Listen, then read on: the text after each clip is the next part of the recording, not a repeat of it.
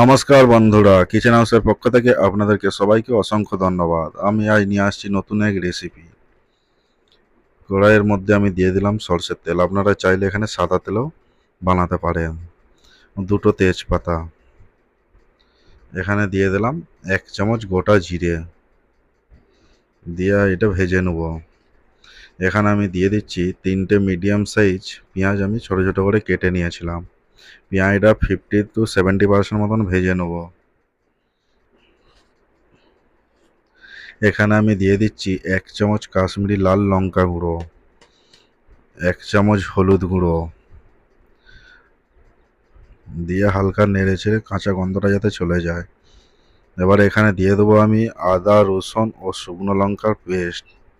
এটা আমি মিক্সিতে পেস্ট বানিয়ে নিয়েছিলাম। ভালো করে এটা ভেজে নেব।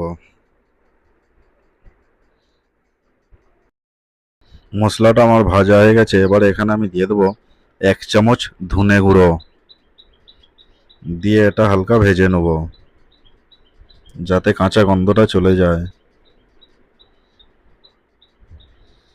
এবার আমি এখানে দিয়ে দেবো চিকেন, আগে থেকে ধুয়ে পরিষ্কার করে রেখেছিলাম।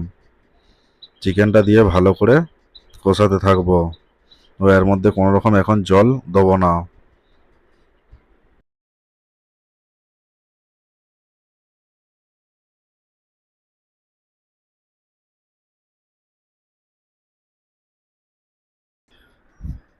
চিকেনটা আমার 50 to 60% মতন কষানো হয়ে গেছে।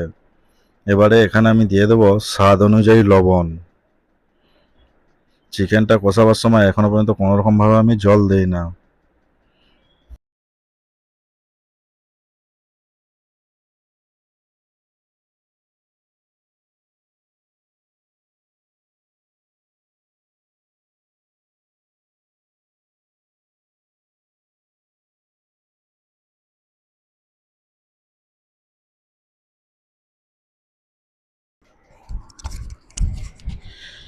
চিকেনটা আমার প্রায় হয়ে গেছে। এবারে এখানে আমি দিয়ে দেবো 1 চামচ মতন গরম মশলা।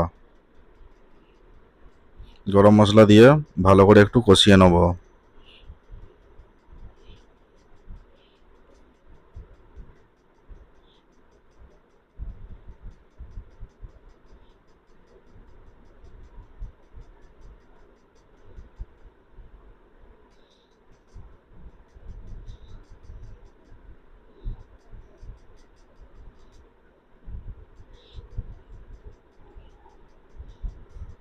চিকেন আমার ভালো করে হয়ে গেছে। এখানে আমি হাফ কাপ মতন জল দিয়ে দেবো।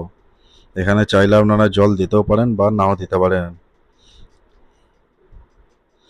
এবারে ভালো করে ফুটে গেছে। এখানে আমি দিয়ে দেবো হাফ চামচ মতন লেবুর রস,